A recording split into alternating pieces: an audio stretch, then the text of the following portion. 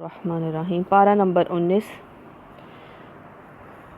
وقال الذين لا يرجون لقاءنا لولا انزل علينا الملائكة او نرى ربنا لقد استكبروا في انفسهم وعتوا عتوا كبيرا۔ اللہ کے نام سے جو بڑا مہربان نہایت رحم فرمانے والا ہے۔ جو لوگ ہمارے حضور پیش ہونے کا اندیشہ نہیں رکھتے وہ کہتے ہیں کیوں نہ فرشتے جو ہیں ہمارے پاس بھیجے جائیں یا پھر ہم اپنے رب کو جو ہیں وہ دیکھیں۔ بڑا گھمنڈ لیے یہ اپنے نفس میں حد سے گزر گئے ہیں، یہ اپنی سرکشی میں۔ جس روز یہ فرشتوں کو دیکھیں گے وہ مجرموں کے لیے کسی بشارت کا دن نہ ہوگا۔ چیخ اٹھیں گے پناہ با خدا، اور جو کچھ بھی ان کا کیا دھرا ہے، جو بھی اعمال کیا ہوگا وہ ضائع چلے جائیں گے، اس لیے کہ ہم اسے لے کر ہم غبار کی طرح اڑا دیں گے، کیونکہ اعمال میں ایمان نہیں ہوگا اور اخلاص نہیں ہوگا۔ بس وہی لوگ جو جنت کے مستحق ہیں اس دن اچھی طرح ٹھہریں گے اور دوپہر گزارنے کا عمدہ مقام جو ہے وہ پائیں گے۔ نبی صلی اللہ علیہ وسلم نے فرمایا کہ قیامت کا دن جو 50,000 سال کا ہے، جو ہلکا محسوس ہوگا مومنین پر جیسے ایک فرض نماز کا جو ہے وہ وقت ہوتا ہے، کافر کے لیے 50,000 سال جتنا ہی ہوگا۔ اہل ایمان کے لیے قیامت کا یہ ہولناک دن اتنا مختصر اور ان کا حساب اتنا آسان ہوگا کہ قیلولے تک یہ فارغ ہو جائیں گے اور جنت میں یہ اپنے اہل خاندان اور حورین کے ساتھ جو ہے دوپہر کو آرام فرما ہوں گے۔ تو اللہم انا نسألک جنت الفردوس۔ آسمان کو چیرتا ہوا ایک بادل اس روز نمودار ہوگا اور فرشتوں کے پرے اتار دیے جائیں گے، یعنی کہ چاروں طرف سے فرشتے گھیر لیں گے زمین کو۔ اس روز حقیقی بادشاہی صرف رحمان کی ہوگی۔ تو اس کا مطلب کہ آسمان پھٹ جائیں گے تو بادل سیاہ فگن ہو جائیں گے۔ اللہ فرشتوں کے جلوہ میں میدان حشر میں جو ہے مخلوق سے حساب لینے کے لیے جلوہ فرما ہوں گے۔ اللہ سبحانہ تعالیٰ وہ منکرین کے لیے بڑا سخت دن ہوگا۔ ظالم انسان اپنے ہاتھ چبائے گا اور کہے گا کاش میں نے رسول صلی اللہ علیہ وسلم کا ساتھ دیا ہوتا، ہائے میری کم بختی، کاش میں نے فلاں شخص کو دوست نہ بنایا ہوتا، اس کے بہکاوے میں آ کر میں نے جو ہے وہ نصیحت نہ مانی۔ اب یہ بتایا جا رہا ہے کہ اپنی صحبت اچھی رکھو۔ اس سے معلوم ہوا کہ شیطان انسان کے حق میں بڑا ہی بے وفا نکلا۔ اس سے کیا معلوم ہوا کہ انسان کو اپنی صحبت دوستی اچھے لوگوں کے ساتھ رکھنی چاہیے، کیونکہ صحبت صالح سے انسان اچھا انسان بن جاتا ہے اور صحبت طالح سے، طالح ہوتا ہے بری صحبت سے، انسان برا بن جاتا ہے۔ اور اکثر لوگوں کی گمراہی کا باعث غلط دوستوں کا انتخاب اور صحبت بد کا اختیار کرنا ہی ہے۔ تو اللہ تعالیٰ ہمیں جو ہے وہ نیک صحبت جو ہے وہ عطا فرمائے، اچھی صحبت جو ہے عطا فرمائے، اللہ والوں کی صحبت جو اللہ تعالیٰ ہمیں عطا فرمائے۔ رسول اللہ صلی اللہ علیہ وسلم کہیں گے اے میرے رب، میری قوم کے لوگوں نے اس قرآن کو جو ہے نشانہ تضحیک بنا لیا تھا، یعنی کہ مذاق بنا لیا تھا۔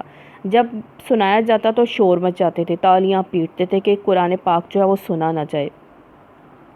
تو جو قرآن پاک کے درمیان میں شور مچایا نا، تو آپ یہ سمجھ لیں کہ یہ کون لوگ کرتے تھے، کیونکہ جو قرآن پاک پڑھا جائے سنا جائے تو خاموشی اور توجہ بے حد لازمی ہے، یہ فرض ہے۔ اے نبی صلی اللہ علیہ وسلم، ہم نے تو اس طرح مجرموں کو ہر نبی کا جو ہے وہ دشمن بنایا ہے، اور تمہارے لیے تمہارا رب ہی رہنمائی اور مدد کو جو ہے وہ کافی ہے۔ یعنی کہ مجرموں کو، یہ مجرم جو ہیں ہر نبی کا دشمن ہی ہوتے تھے جو نہیں ماننے والے ہوتے تھے۔ منکرین کہتے ہیں کہ اس شخص پر سارا قرآن ایک ہی وقت میں کیوں نہ اتار دیا، وہ یہ کہتے تھے تھوڑا تھوڑا کیوں اترا، اگر اللہ کی کتاب ہے تو ایک ساتھ ہی اتر جاتی۔ اب اللہ سبحانہ تعالیٰ کی مرضی تھی، حالات اور واقعات کے مطابق جو ہے اللہ تعالیٰ نے آہستہ آہستہ اتارنا تھا تاکہ ذہن نشین بھی ہوتا رہے اور انسان کو جو ہے یاد بھی رہے۔ صحابہ کرام، کیونکہ نئے نئے لوگوں نے اسلام قبول کرنا تھا، ایک دم سے آ جاتا اور ایک دم سے سارے حقوق جو ہے وہ ماننے پڑتے، تو وہ جو ہے وہ مشکل ہونا تھا، کیونکہ وہ سب جو ہے وہ کفر پر تھے اور کفر سے وہ مسلمان میں جو ہے وہ آئے تھے۔ اللہ کی حکمت تھی کہ اللہ تعالیٰ نے تھوڑا تھوڑا اتارا، مرضی تھی۔ ہاں ایسا اس لیے کیا گیا کہ اس کو اچھی طرح ہم تمہارے ذہن نشین کرتے رہیں، اس غرض کے لیے ہم نے اس کو خاص ترتیب کے ساتھ الگ الگ اجزاء کی شکل دیا۔ اس میں یہ مصلحت بھی ہے کہ جب کبھی وہ تمہارے سامنے کوئی نرالیاں عجیب سوال لے کر آئیں تو اس کا ٹھیک جواب بر وقت ہم نے تمہیں دیا ہے۔ کس نے؟ جب مشرکین کوئی بات کریں اللہ سبحانہ تعالیٰ کی طرف سے وہ جواب آتا تھا نبی صلی اللہ علیہ وسلم کو وحی کی صورت میں، اور آپ جو ان کا جواب دیتے تھے۔ یہ مشرکین جب بھی کوئی مثال یا اعتراض اور شبہ پیش کریں گے تو قرآن کے ذریعے ہم نے اس کا جواب یا وضاحت پیش کر دیں گے، اور یوں انہی لوگوں کو گمراہ جو ہے کرنے کا موقع جو ہے نہیں ملے گا جو راہ راست پر آ رہے ہیں، اور بہترین طریقے سے بات کھول دی۔ جو لوگ اوندھے منہ جہنم کی طرف دھکیلے جانے والے ہیں ان کا موقف بہت برا ہے اور ان کی راہ حد درجہ غلط ہے۔ ہم نے موسیٰ علیہ السلام کو کتاب دی اور اس کے ساتھ اس کے بھائی ہارون کو مددگار کے طور پر لگا دیا۔ اب اس سے یہاں پہ مراد جو ہے وہ کتاب نہیں ہے جو مصر سے نکلنے کے بعد حضرت موسیٰ کو دی گئی تھی، بلکہ اس سے مراد وہ ہدایات ہیں جو نبوت کے منصب پر مامور ہونے کے وقت سے لے کر مصر سے نکلنے تک حضرت موسیٰ علیہ السلام کو جب وہ دی جاتی رہیں۔ ان میں وہ خطبے بھی شامل ہیں جو اللہ کے حکم سے حضرت موسیٰ علیہ السلام نے فرعون کے دربار میں دیے، اور وہ ہدایات بھی شامل ہیں جو فرعون کے خلاف جدوجہد کے دوران آپ کو دی جاتی رہی ہیں۔ تو تورات کا آغاز تو ان احکام عشرہ سے ہوتا ہے جو خروج کے بعد، یعنی کہ جب یہ طور سینا چلے گئے تھے اور پھر وہاں پہ جو ہے میدان تیہ میں رہے تھے، تو اس کے بعد جو ہے حضرت موسیٰ علیہ السلام کو اللہ تعالیٰ نے تورات کے لیے جو ہے دینے کے لیے 40 روز کے لیے جو ہے آپ کو کوہ طور پر جو ہے وہ بلایا تھا۔ اس کے ساتھ اس کے بھائی ہارون کو مددگار کے طور پر لگا دیا اور ان سے کہا کہ جاؤ اس قوم کی طرف جس نے ہماری آیات کو جھٹلایا ہے۔ آخرکار لوگوں کو ہم نے تباہ کر کے رکھ دیا۔ یہی حال قوم نوح کا ہوا۔ جب انہوں نے رسولوں کی تکذیب کی ہم نے ان کو غرق کر دیا، دنیا بھر کے لوگوں کے لیے ایک نشان عبرت بنا دیا۔ ان ظالموں کے لیے دردناک جو عذاب ہم نے مہیا کر رکھا ہے۔ اسی طرح عاد اور سمود اصحاب الرس، یعنی کہ اصحاب الرس کہتے ہیں، رس کہتے ہیں عربی زبان میں پرہانے یا اندھے کنویں کو کہتے ہیں۔ اصحاب الرس وہ لوگ تھے جنہوں نے اپنے نبی کو کنویں میں پھینک کر یا لٹکا کر جو ہے وہ مار دیا تھا۔ بیچ کی صدیوں کے بہت سے لوگ تباہ کیے گئے ہیں، اور ان میں سے ہر ایک کو ہم نے پہلے تباہ ہونے والوں کی مثالیں دے کر سمجھایا، اور آخرکار ہر ایک کو غارت کر دیا، اور اس بستی پر تو ان کا گزر ہو چکا ہے جس پر بدترین جو ہے وہ بارش برسائی۔ کون سی قوم؟ لوط پر پتھروں کی بارش جو ہے وہ برسائی گئی تھی۔ کیا انہوں نے اس کا حال دیکھا نہ ہوگا؟ مگر یہ موت کے بعد دوسری زندگی کی توقع ہی نہیں رکھتے۔ کون؟ کافر۔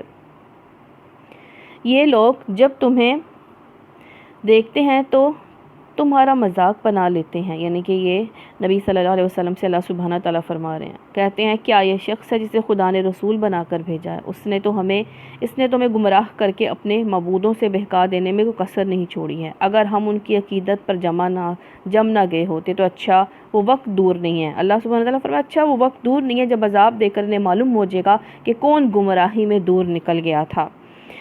کبھی تم نے اس شخص کے حال پر غور کیا جس نے اپنی خواہش نفس کو اپنا خدا بنا لیا ہو؟ خواہش نفس کو انسان خدا کیسے بناتا ہے؟ یعنی جو چیز اس کے نفس کو اچھی لگی تو اس نے اپنا دین اور مذہب بنا لیا۔ یہ نہیں دیکھا کہ دین میں کیا ہے اس بارے میں، نہیں، اس کو جو اچھا لگ رہا ہے اس نے وہ کام کرنا ہے۔ تو اسے کہتے ہیں خواہش نفس کو اپنا خدا بنا لینا، یعنی کہ اللہ کے حکموں کو پس پشت ڈال کر انسان اپنی مرضی جو ہے وہ کرنے لگے۔ کیا تم ایسے شخص کو راہ راست پر لانے کا ذمہ لے سکتے ہو؟ کیا تم سمجھتے ہو کہ ان میں سے اکثر لوگ سنتے اور سمجھتے ہیں؟ یہ تو جانوروں کی طرح ہیں، بلکہ ان سے بھی گئے گزرے ہیں۔ تم نے دیکھا نہیں کہ تمہارا رب کس طرح سائے جو ہے وہ پھیلا دیتا ہے؟ یعنی دھوپ سے ہی سائے کا جو ہے وہ پتہ چلتا ہے۔ اگر دھوپ نہ ہوتی تو سائے سے لوگ متعارف نہ ہوتے۔ اگر وہ چاہتا تو اسے دائمی سایہ بنا دیتا۔ ہم نے سورج کو اس پر دلیل جو ہے وہ بنایا ہے، یعنی کہ سورج ہو تو پتہ چلتا ہے کہ سایہ ہے۔ صبح صادق سورج یہ سمٹا اور سکڑنا جو ہے وہ شروع ہو جاتا ہے سایہ۔ اس میں بھی اللہ تعالیٰ نے نشانی رکھی ہے جو انسان سمجھ سے عقل سے کام لینے والے ہیں۔ پھر جیسے جیسے سورج اٹھتا جاتا ہے ہم سائے کو رفتہ رفتہ اپنی طرف سمیٹتے چلے جاتے ہیں، یعنی کہ رات ہونا شروع ہو جاتی ہے۔ اور اب وہ اللہ ہی ہے جس نے رات کو تمہارے لیے لباس اور نیند کو سکون موت اور دن کو جی اٹھنے کا وقت بنایا ہے۔ یعنی کہ نیند انسان کے جسم کو جو ہے عمل سے کاٹ دیتی ہے، جس سے اس کو راحت محسوس جو ہے وہ ہوتی ہے۔ کس سے؟ نیند سے انسان کو۔ لباس جسم کو چھپاتی ہے، اس طرح رات کی تاریکی بھی جو ہے وہ چھپا لیتی ہے۔ اور وہی جو ہے اپنی رحمت کی آگے آگے ہواؤں کو بشارت بنا کر بھیجتا ہے۔ کون سی؟ جو بارش سے پہلے ٹھنڈی ہوائیں آتی ہیں وہ۔ پھر آسمان سے پاک پانی نازل کرتا ہے تاکہ ایک مردہ علاقے کو اس کے ذریعے زندگی بخشے۔ یعنی کہ جب بارش ہوتی ہے تو جو انسان کی جو مردہ پڑی زمین ہوتی ہے، جو خشک بنجر ہو رہی ہوتی ہے، تو وہ بھی اس پہ بھی جو ہے سبزہ شادابی جو آتی رہتی ہے، سرسبز و شاداب ہو جاتی ہے وہ زمین، زندگی بخشے اور اپنی مخلوق میں بہت سے جانوروں اور انسانوں کو سیراب کرے۔ اس کرشمے کو ہم بار بار ان کے سامنے لاتے ہیں تاکہ وہ کچھ سبق لیں، مگر اکثر لوگ کفر اور ناشکری کے سوا کوئی دوسرا رویہ اختیار کرنے سے انکار کر دیتے ہیں۔ اگر ہم چاہتے تو ایک بستی میں ایک خبردار کرنے والا جو ہے وہ اٹھا کھڑا کرتے، یعنی کہ اللہ سبحانہ تعالیٰ کے لیے کچھ کرنا یہ اس کی قدرت سے باہر نہ تھا۔ چاہتے تو جگہ جگہ نبی پیدا کر سکتے تھے، مگر ہم نے اللہ سبحانہ تعالیٰ فرماتے ہیں ایسا نہیں کیا، دنیا بھر کے لیے اب ایک ہی نبی مبعوث کر دیا۔ جس طرح ایک سورج سارے جہان کے لیے کافی ہوتے ہیں، اسی طرح یہ اکیلا آفتاب ہدایت یہ سب جہان والوں کے لیے کافی ہے۔ کون؟ نبی صلی اللہ علیہ وسلم۔ اب نبی صلی اللہ علیہ وسلم کی شریعت پر عمل کرنا ہی جو ہے نجات کا باعث ہے، اور اگر کسی آپ کو چھوڑ کر ہم کسی اور کی شریعت پر چلیں گے تو وہ انسان جو ہے وہ ہلاک ہو جائے گا۔ بس نبی صلی اللہ علیہ وسلم کافروں کی بات ہرگز نہ مانیں اور قرآن کو لے کر ان کے ساتھ زبردست جو ہے وہ جہاد کریں، یعنی کہ قرآن پاک جو ہے آپ تبلیغ کریں۔ وہی ہے جس نے دو سمندروں کو ملا رکھا، ایک لذیذ اور شیریں، دوسرا تلخ اور شور، دونوں کے درمیان ایک پردہ حائل ہے، ایک رکاوٹ ہے جو انہیں گڈ مڈ ہونے سے روکے رکھتی ہے۔ یہ کیفیت ہر اس جگہ رونما ہوتی ہے جہاں کوئی بڑا دریا سمندر میں آ کر گرتا ہے۔ اس کے علاوہ خود سمندر میں بھی مختلف مقامات پر میٹھے پانی کے چشمے پائے جاتے ہیں، جن کا پانی سمندر کے نہایت تلخ پانی کے درمیان بھی اپنی مٹھاس پر قائم رہتا ہے۔ مثال کے طور پر بحرین اور دوسرے مقامات پر خلیج فارس کی تہہ سے اس قسم کے بہت سے چشمے نکلے ہوئے ہیں جن سے لوگ میٹھا پانی حاصل جو ہے وہ کرتے ہیں۔ تو یہ بھی اللہ سبحانہ تعالیٰ کی قدرت ہے کہ ایک طرف شیریں پانی ہے اور ایک طرف جو ہے تلخ پانی، کھارا پانی ہے۔ وہی ہے جس نے پانی سے ایک بشر پیدا کیا، پھر اس سے نسب اور سسرال کے دو الگ رشتے چلائے۔ تیرا رب، نسب یعنی کہ وہ رشتے جن میں ماں باپ کی طرف سے ہوں، اور سسرالی جو شادی کے بعد بیوی کی طرف سے جو ہے وہ بنتے ہیں۔ نسب اور سسرال کے دو الگ سلسلے چلائے، تیرا رب بھی بڑا قدرت والا ہے۔ اس خدا کو چھوڑ کر لوگ ان کو پوج رہے ہیں جو نہ ان کو نفع پہنچا سکتے ہیں نہ نقصان، اوپر سے مزید یہ کہ کافر اپنے رب کے مقابلے میں ہر باغی کا مددگار بنا ہوا ہے۔ اے نبی صلی اللہ علیہ وسلم، آپ کو ہم نے بس ایک بشارت دینے والا، اللہ سبحانہ تعالیٰ فرما رہے ہیں آپ کو بشارت دینے والا، خبردار کرنے والا بنا کر بھیجا ہے، یعنی آپ کا کام ہے صرف اللہ کا پیغام پہنچانا۔ ان سے کہہ دو کہ میں اس کام پر تم سے کوئی اجرت تو نہیں مانگتا، میری اجرت بس یہی ہے کہ جس کا جی چاہے وہ اپنے رب کا راستہ اختیار کر لے۔ تو پیغام پہنچانے کی کیا نیت ہونی چاہیے کہ اللہ کا راستہ اختیار کر لیں، رب کا راستے کی طرف آ جائیں سب۔ اے نبی صلی اللہ علیہ وسلم، اس اللہ پر بھروسہ رکھو جو زندہ ہے، جسے کبھی موت نہیں آئے گی، اس کی حمد کے ساتھ اس کی تسبیح کرو۔ تو سبحان اللہ و بحمدہ، سبحان اللہ العظیم۔ اپنے بندوں کے گناہوں سے بس اسی کا باخبر ہونا کافی ہے، وہ جس نے 6 دن میں زمین اور آسمانوں کو، ان ساری چیزوں کو بنا کر رکھ دیا جو آسمان اور زمین کے درمیان میں ہیں، پھر آپ ہی عرش پر جلوہ فرما ہوا، اور رحمان اس کی شان بس کسی جاننے والے سے پوچھو۔ جاننے والا جو رب کو پہچان جاتا ہے، جو رب کو مان جاتا ہے۔ ان لوگوں سے جب کہا جاتا ہے کہ اس رحمان کو سجدہ کرو تو کہتے ہیں رحمان کیا ہوتا ہے، یعنی کہ رحمان اور رحیم اللہ کی صفات ہیں، لیکن اہل جہالت کے لوگ جو ہیں اللہ کے ناموں سے پہچانتے نہیں تھے۔ جیسے صلح حدیبیہ کے موقع پر بسم اللہ الرحمن الرحیم لکھی تو کفار نے کہا یہ رحمان اور رحیم کون ہے؟ کیا بس جسے تو کہہ دے اسی کو ہم سجدہ کرتے پھریں۔ یہ دعوت ان کی نفرت میں الٹا اور اضافہ کرتی رہی۔ یہاں بھی ان کے رحمان کے نام پر جو ہے یہ بھڑکنے کا اور سجدہ کرنے سے گریز کرنے کا جو ہے انکار ہے۔ بڑا متبرک ہے کون؟ اللہ سبحانہ تعالیٰ، وہ جس نے آسمان میں برج بنائے ہیں، سیارے ستارے، اور اس میں ایک چراغ اور ایک چمکتا چاند روشن کیا، سورج اور چاند۔ وہی ہے جس نے رات اور دن کو ایک دوسرے کا جانشین بنایا، ہر اس شخص کے لیے جو سبق لینا چاہے یا شکر گزار ہونا چاہے۔ رحمان کے اصلی بندے وہ ہیں جو زمین میں نرم چال چلتے ہیں، وقار سے عمدہ چال چلتے ہیں، ان کی چال میں کوئی اکڑ اور غرور نہیں ہوتا ہے، اور جاہل ان کے منہ آئے تو کہہ دیتے ہیں کہ تم کو سلام ہو، یعنی کہ مومنین کا جو ہے یہ کام ہوتا ہے کہ وہ جاہلوں سے بحث نہیں کرتے، جیسے مولانا طارق جمیل نے کیا کہ جاہلوں سے بحث نہیں کی، کہہ دیا سلام ہو تم کو، معافی مانگ کے ایک طرف ہو گئے۔ اہل ایمان اہل جہالت سے الجھتے نہیں ہیں، جو اپنے رب کے حضور سجدے اور قیام میں راتیں گزارتے ہیں، جو دعائیں کرتے ہیں کہ اے ہمارے رب جہنم کے عذاب سے ہم کو بچا لے، اس کا عذاب تو جان کو لم میں راتیں گزارتے ہیں، جو دعائیں کرتے ہیں کہ اے ہمارے رب جہنم کے عذاب سے ہم کو بچا لے، اس کا عذاب تو جان کو لاگو ہے، وہ بڑا ہی برا مستقر اور مقام ہے، ٹھکانہ بہت ہی برا ٹھکانہ ہے۔ تو اللہم اجرنا من النار، جو خرچ کرتے ہیں تو نہ فضول خرچی کرتے ہیں نہ بخل کرتے ہیں، بلکہ ان کا خرچ دونوں انتہاؤں کے درمیان اعتدال پر قائم رہتا ہے، جو اللہ کے سوا کسی اور معبود کو پکارتے نہیں، اللہ کی حرام کی کسی جان کو ناحق ہلاک نہیں کرتے، نہ زنا کے مرتکب ہوتے ہیں۔ یہ کام جو کوئی کرے وہ اپنے گناہ کا بدلہ پا کر رہے گا، قیامت کے روز اس کو مقرر عذاب دیا جائے گا اور اس میں وہ ہمیشہ ذلت کے ساتھ پڑا رہے گا، الا یہ کہ کوئی ان اپنے گناہوں کے بعد توبہ کر چکا ہو اور ایمان لا کر عمل صالح کرنے لگا ہو۔ ایسے لوگوں کی برائیوں کو اللہ بھلائیوں سے بدل دے گا، وہ بڑا غفور الرحیم ہے۔ جو شخص توبہ کر کے نیک عملی اختیار کرتا ہے تو وہ اللہ کی طرف پلٹ آتا ہے جیسا کہ پلٹنے کا حق ہے۔ نبی صلی اللہ علیہ وسلم نے فرمایا، اے لوگو، اللہ سے توبہ کیا کرو، اس سے بخشش طلب کیا کرو، بے شک میں دن میں 100 بار توبہ کرتا ہوں۔ نبی صلی اللہ علیہ وسلم نے فرمایا کہ جو انسان توبہ کر لیتا ہے وہ ایسے ہے جیسے اس نے گناہ کیا ہی نہ ہو۔ تو استغفر اللہ الذی لا الہ الا هو الحی القیوم واتوب الیہ۔ اور رحمان کے بندے وہ ہیں جو جھوٹ کے گواہ نہیں بنتے ہیں، یعنی کہ جھوٹی گواہی نہیں دیتے، اور کسی لفظ چیز پر ان کا گزر ہو جائے تو شریف آدمیوں کی طرح گزر جاتے، یعنی کہ بدی اور بیکار چیزوں کی پاس سے وہ گزریں تو وہ ایک شریف آدمیوں کی طرح گزر جاتے ہیں، ان چیزوں میں پڑھ کے اپنا ٹائم ویسٹ نہیں کرتے ہیں۔ جنہیں اگر ان کے رب کی آیات سنا کر نصیحت کی جاتی ہے نا تو وہ اس پر اندھے اور بہرے بن کر نہیں رہ جاتے، جو دعائیں مانگا کرتے ہیں کہ اے ہمارے رب ہمیں اپنی بیویوں اور اپنی اولاد سے آنکھوں کی ٹھنڈک دے اور ہم کو پرہیزگاروں کا امام بنا، یعنی ہم تقوی اور اطاعت میں سب سے بڑھ جائیں، بھلائی اور نیکی میں سب سے آگے نکل جائیں، محض نیک نہ ہوں بلکہ نیکوں کے پیشوا ہوں، اور ہماری بدولت دنیا بھر میں نیکی پھیلے۔ یہ بدولت میں پڑھ کے نیکیاں کرنے نہیں بھولتے ہیں، نیکی اور پرہیزگاری میں ایک دوسرے سے بڑھ جانے کی کوشش کرتے ہیں۔ یہ وہ لوگ ہیں جو اپنے صبر کا پھل منزل بلند کی شکل میں پائیں گے، اداب و تسلیمات سے ان کا استقبال ہوگا، کہاں جنت میں، وہ ہمیشہ وہاں رہیں گے، کیا ہی اچھا مستقر اور مقام ہے۔ تو اللہم انا نسألک جنت الفردوس۔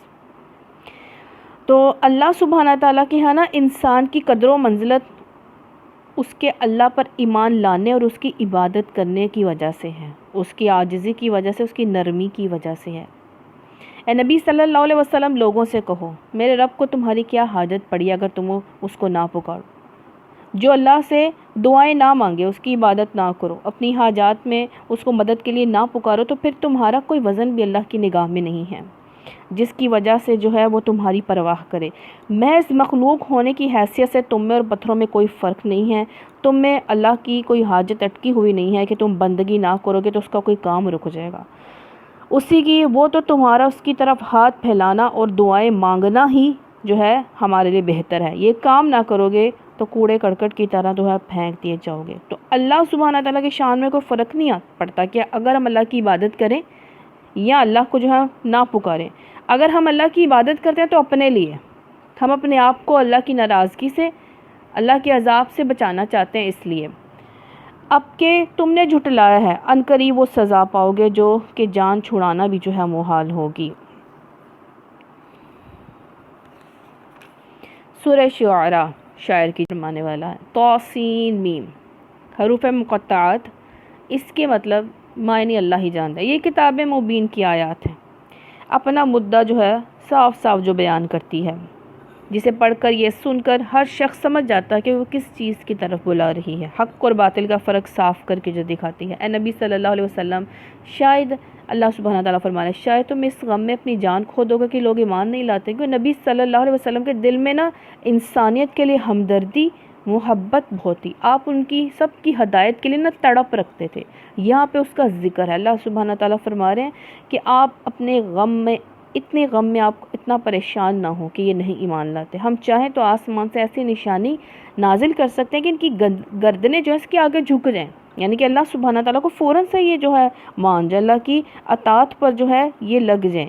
لیکن اللہ سبحانہ تعالیٰ نے ہمیں اگر اطاعت پر خود سے لگانا ہوتا تو پھر ہمیں اللہ تعالیٰ مرضی اختیار نہ دیتا، ہمیں دنیا میں آزمائش کے لیے نہ بھیجتا۔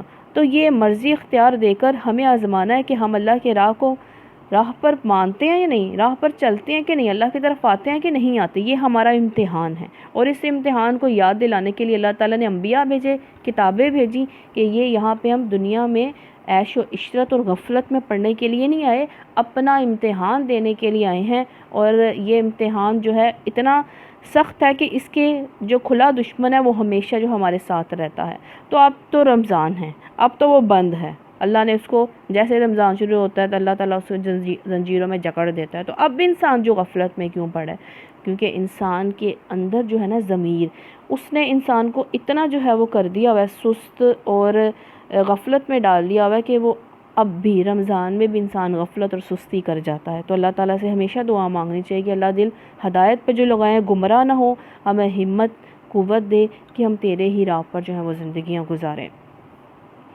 تو اللہ سبحانہ تعالیٰ فرما رہے ہیں اگر ہم چاہتے تو ان کی گردنیں جو ہیں جھک جاتی، لیکن اللہ تعالیٰ نے تمہیں امتحان کے لیے بھیجا۔ ان لوگوں کے پاس رحمان کی طرف سے جو نئی نصیحت بھی آتی ہے نا تو منہ موڑ لیتے ہیں، اب کہ جھٹلا چکے ان قریب ان کو اس چیز کی حقیقت مختلف طریقوں سے معلوم ہو جائے گی جس کا یہ مذاق اڑاتے رہیں۔ کیا انہوں نے کبھی زمین پر نگاہ نہیں ڈالی کہ ہم نے کتنی ہی کثیر مقدار میں ہر طرح کی عمدہ نباتات اس میں پیدا کی ہیں، یقیناً اس میں ایک نشانی ہے مگر ان میں سے اکثر ماننے والے نہیں ہیں۔ حقیقت یہ ہے کہ تیرا رب زبردست بھی ہے اور رحیم بھی ہے۔ انہیں اس وقت کا یعنی کہ دونوں یاد رکھو کہ وہ سزا دینے والا بھی ہے اور معاف کرنے والا بھی ہے۔ انہیں اس وقت کا قصہ سنا جب کہ تمہارے رب نے موسیٰ علیہ السلام کو پکارا، ظالم قوم کے پاس جا، فرعون کی قوم کے پاس، کیا وہ نہیں ڈرتے؟ اس نے عرض کیا، میرے رب مجھے خوف ہے کہ مجھ کو جھٹلا دیں گے، میرا سینہ گھٹتا ہے، میری زبان نہیں چلتی۔ یعنی کہ آپ کی زبان میں جو ہے وہ تھوڑی سی لکنت تھی۔ وہ کہا جاتا ہے، روایت میں آتا ہے کہ آپ بچپن میں جو ہے کوئلہ جو ہے وہ اپنے منہ میں ڈالیے جس کی وجہ سے آپ کی زبان جو ہے وہ تھوڑی سی اس میں لکنت آ گئی تھی۔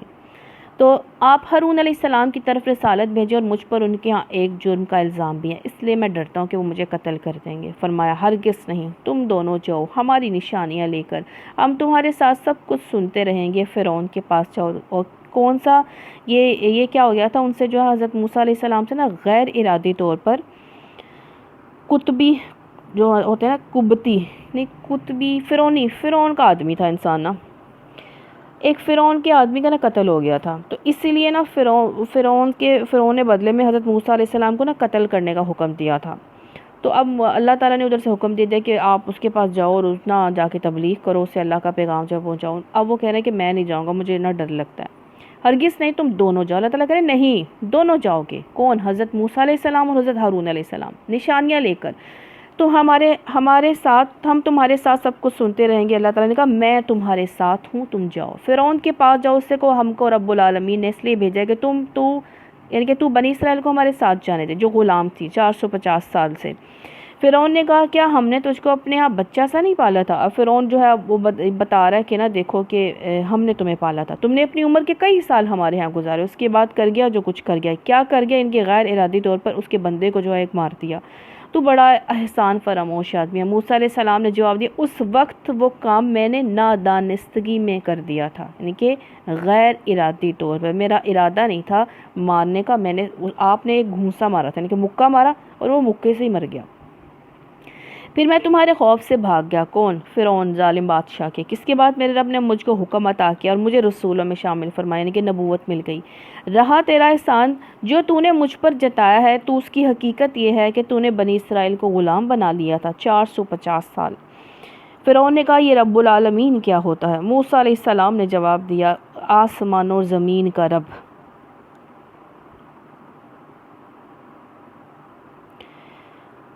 تو یعنی آپ نے جب کہا نا کہ بنی اسرائیل کو غلام بنا لیا، یعنی تیرے گھر میں پرورش پانے کے لیے میں کیوں آتا اگر تو نے بنی اسرائیل پر ظلم نہ ڈھایا ہوتا۔ تیرے ظلم کی وجہ سے تو میری ماں نے مجھے ٹوکری میں ڈال کر دریا میں بہایا تھا، ورنہ کیا میری پرورش کے لیے میرا اپنا گھر موجود نہ تھا؟ اس لیے پرورش کا احسان جتانا تجھے زیب جو ہے وہ نہیں دیتا ہے۔ فرعون نے کہا یہ رب العالمین کیا ہوتا ہے؟ موسیٰ علیہ السلام نے جواب دیا آسمانوں اور زمینوں کا رب، آسمان زمین کا رب۔ فرعون نے کہا جو اپنے گرد و بیش کے لوگوں سے کہا سنتے ہو؟ موسیٰ علیہ السلام نے کہا کہ آسمانوں اور زمین کا رب اللہ ہے، اور اس میں جو کچھ بھی ہے اس کا جو ہے وہ رب اللہ ہے۔ موسیٰ علیہ السلام نے کہا تمہارا رب بھی اور تمہارے ان آباء و اجداد کا رب بھی جو گزر چکے ہیں۔ فرعون نے کہا حاضرین سے کہا تمہارے یہ رسول صاحب جو ہیں تمہاری طرف بھیجے گئے ہیں بالکل ہی جو ہے کہہ رہے نعوذ باللہ مجنون ہو گئے ہیں۔ موسیٰ علیہ السلام نے کہا مشرق اور مغرب جو کچھ ان کے درمیان میں سب رب کا ہے، اگر آپ لوگ کچھ عقل رکھتے ہیں۔ فرعون نے کہا اگر تو نے میرے سوا کسی اور کو معبود مانا تو تجھے بھی ان لوگوں میں شامل کر دوں گا جو قید خانوں میں پڑے ہیں۔ موسیٰ علیہ السلام نے کہا اگرچہ میں لے آؤں تیرے سامنے ایک سری چیز بھی۔ فرعون نے کہا اچھا تو لے کر آ، تو سچا ہے۔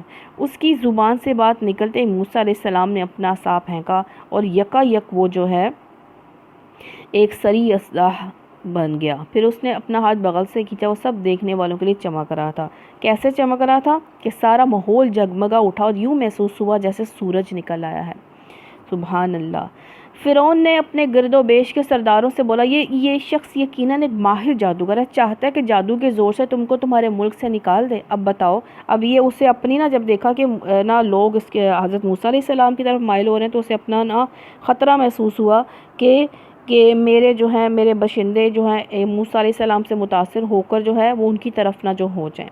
اس نے کہا یہ اس لیے چاہتا ہے کہ تمہارے ملک سے تمہیں نکال دے، اب بتاؤ تم کیا حکم دیتے؟ انہوں نے کہا اسے اور اس کے بھائیوں کو روک لیجئے، شہروں میں ہر کارے بھیج دیجئے کہ ہر سیانے جادوگر کو آپ کے پاس لائے۔ چنانچہ ایک روز مقرر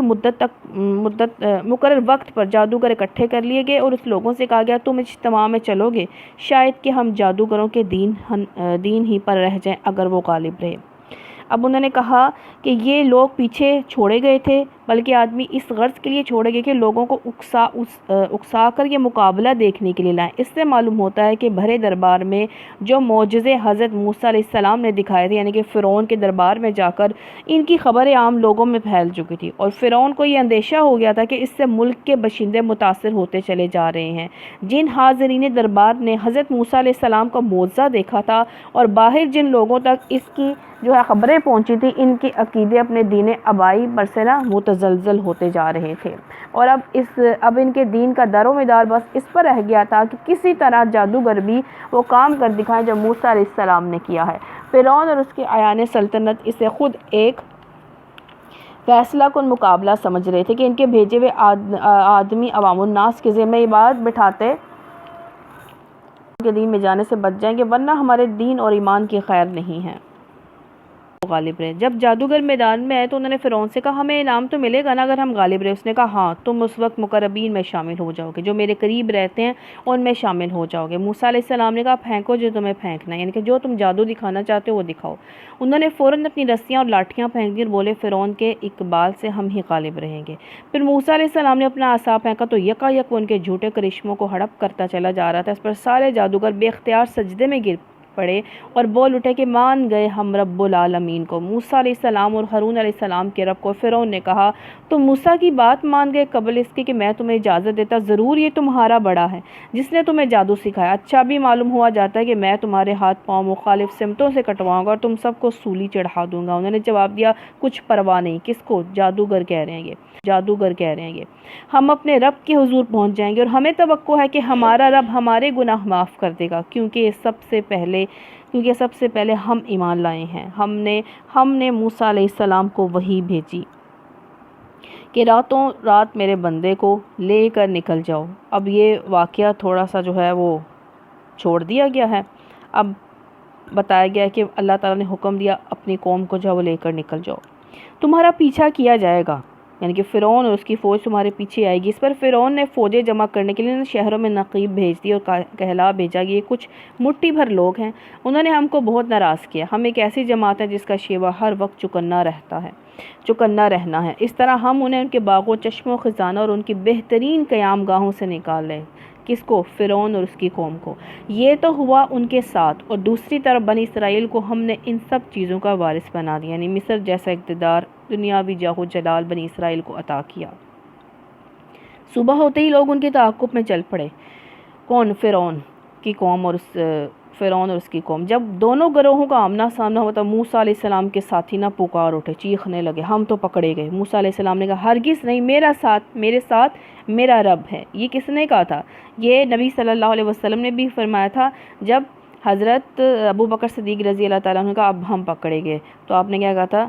لا تحزن ان اللہ معنا۔ تو وہ بھی کہہ رہے ہیں ہرگز نہیں، میرے ساتھ میرا رب ہے، وہ ضرور میری رہنمائی فرمائے گا۔ ہم نے موسیٰ علیہ السلام کو وحی کے ذریعے سے حکم دیا کہ مار اپنا عصا سمندر پر، یکایک سمندر پھٹ گیا، اس کا ہر ٹکڑا ایک عظیم الشان پہاڑ کی طرح ہو گیا۔ اسی جگہ ہم دوسرے گروہ کو بھی قریب لے آئے، موسیٰ اور ان سب لوگوں کو جو اس کے ساتھ تھے ہم نے بچا لیا اور دوسروں کو غرق کر دیا۔ ان کی تعداد کا 6 لاکھ تھی۔ اس واقعے میں ایک نشانی ہے، مگر ان لوگوں میں سے اکثر ماننے والے نہیں۔ حقیقت یہ ہے کہ تیرا رب زبردست بھی اور رحیم بھی ہے۔ اور انہیں ابراہیم علیہ السلام کا قصہ سناؤ جب کہ اس نے اپنے باپ اور اپنی قوم سے پوچھا تھا یہ کیا چیزیں ہیں جن کو تم پوچھتے ہو؟ انہوں نے جواب دیا کچھ بت ہیں جن کی ہم پوجا کرتے ہیں اور انہی کی سیوا میں ہم لگے رہتے ہیں۔ اس نے پوچھا کیا یہ تمہاری سنتے ہیں جب تم انہیں پکارتے ہو، یا یہ تمہیں کچھ نفع یا نقصان پہنچاتے ہیں؟ انہوں نے جواب دیا نہیں، بلکہ ہم نے اپنے باپ دادوں کو ایسے ہی کرتے پایا۔ تو اپنے بڑوں کو جو کرتے دیکھو وہ ضروری ہے کہ ساری زندگی وہی کرنا۔ اگر وہ انہوں نے صحیح کیا تو کرو، اگر نہیں صحیح کیا، شرک کیا، تو وہ کام نہیں کرنا ہے۔ اس پر ابراہیم علیہ السلام نے کہا کبھی تم نے آنکھیں کھول کر ان چیزوں کو دیکھا جن کی بندگی تم اور تمہارے پچھلے باپ دادا بجا لاتے رہے ہیں؟ میرے تو یہ سب دشمن ہیں بجز ایک رب العالمین کے جس نے مجھے پیدا کیا، پھر وہی میری رہنمائی فرماتا ہے، جو مجھے کھلاتا پلاتا ہے، جب میں بیمار ہو جاتا ہوں تو وہی مجھے شفا دیتا ہے، جو مجھے موت دے گا پھر دوبارہ مجھ کو زندگی بخشے گا، جس سے میں امید رکھتا ہوں کہ روز جزا میں وہ میری خطا معاف فرما دے گا۔ اس کے بعد ابراہیم علیہ السلام نے دعا کی اے میرے رب مجھے حکم عطا فرما۔ آپ نے کیا بنا؟ رب حبلی حکما والحقنی بالصالحین، حکمت عطا فرما اور مجھ کو صالح لوگوں کے ساتھ، کہ نیک لوگوں کے ساتھ ملا دے، بعد کے آنے والوں میں مجھ کو سچی ناموری عطا فرما۔ تو سچی ناموری عطا فرمائی اللہ تعالیٰ نے، اتنی سچی ناموری عطا فرمائی کہ جب تک درود ابراہیمی جو ہے لازمی ہے نماز میں پڑھنا۔ مجھے جنت نعیم کے وارثوں میں شامل فرما اور میرے باپ کو معاف کر دے، بے شک وہ گمراہ لوگوں میں سے ہے، اور مجھے اس دن رسوا نہ کرنا۔ تو اللہ تعالیٰ نے معاف کیا تھا ابراہیم علیہ السلام کے باپ کو؟ نہیں، کیونکہ اللہ تعالیٰ نے فرمایا مشرک کے لیے کوئی معافی نہیں ہے، چاہے وہ باپ ہو، چاہے وہ ماں ہو، چاہے وہ بچے ہوں، مشرک کو اللہ معاف نہیں کرے گا۔ مجھے اس دن رسوا نہ کر جبکہ سب لوگ زندہ کر کے اٹھائے جائیں گے، جبکہ نہ کوئی مال کام آئے گا اور نہ اولاد، بجز اس کے کہ کوئی شخص قلب سلیم لیے اللہ اس کے پاس حاضر ہو۔ کون سا؟ شرک سے پاک دل، قلب مومن۔ مومن کا دل کیا ہوتا ہے؟ صاف، اس میں جو ہے کوئی شرک نہیں ہوتا اور کوئی گندے خیالات، غلط قسم کی بات جو بغض، عداوت، نفرتیں نہیں ہوتی ہیں۔ اس روز جنت پرہیزگاروں کے قریب لے آئی جائے گی، جنت میں داخل ہونے سے پہلے مومنوں کے سامنے کی جائے گی جنت۔ دوزخ اور دوزخ بہکے ہوئے لوگوں کے سامنے کھول دی جائے گی۔ ان سے پوچھا جائے گا اب کہاں ہے وہ خدا جن کو تم اللہ کو چھوڑ کر پکارا کرتے تھے اور عبادت کیا کرتے تھے؟ کیا وہ تمہاری کچھ مدد کر رہے ہیں یا اپنا خود بچاؤ کر سکتے ہیں؟ پھر وہ معبود اور یہ بہکے ہوئے لوگ، ابلیس کے لشکر، سب کے سب اس میں اوپر تلے دھکیل دیے جائیں گے، کیونکہ دھکے مار کے گرایا گا نا، کیونکہ جنت جس کی آگ 69% دنیا کی آگ سے زیادہ ہے، تو وہاں پہ کوئی جانا تو چاہے گا نہیں، تو کیا دھکے مار کے جو ہے دھکیل دیے جائیں گے۔ وہاں یہ سب آپس میں جھگڑیں گے، بہکے ہوئے لوگ اپنے معبودوں کے سے کہیں گے خدا کی قسم ہم تو کھلی گمراہی میں مبتلا تھے جبکہ تم رب العالمین کی برابری کا درجہ، جبکہ تم کو رب العالمین کا ہم برابری کا درجہ دے رہے تھے، اور وہ مجرم لوگ ہی تھے جنہوں نے ہم کو اس گمراہی میں ڈالا۔ اب نہ ہمارا کوئی سفارشی ہے نہ کوئی جگری دوست، کاش ہمیں ایک دفعہ پھر پلٹنے کا موقع مل جائے تو ہم مومن ہوں۔ یقیناً اس میں ایک بڑی نشانی ہے، کس میں؟ حضرت ابراہیم علیہ السلام کے قصے میں، مگر ان میں سے اکثر لوگ ایمان لانے والے نہیں۔ حقیقت یہ ہے کہ تیرا رب زبردست بھی اور رحیم بھی ہے۔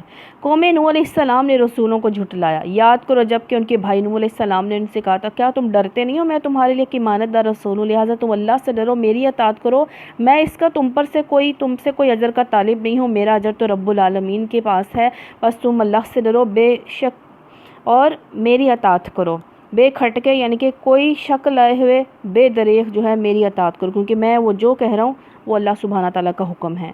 انہوں نے جواب دیا کیا ہم تجھے مان لیں، حالانکہ تیری پیروی جو ہے ذلیل ترین لوگ جو ہیں وہ کرتے رہیں، ذلیل کے غریب غربا جو بیچارے وہ ہیں، محتاج لوگ۔